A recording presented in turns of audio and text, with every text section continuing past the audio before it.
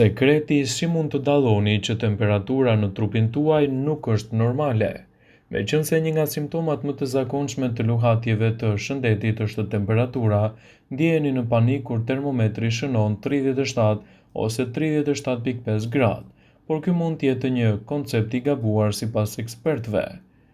Unë do të thoja që ka shumë njerëz që mund të mos jenë të vetëdijshëm që temperatura normale është një interval dhe jo një numër fiks, citon Dr. Donald Ford.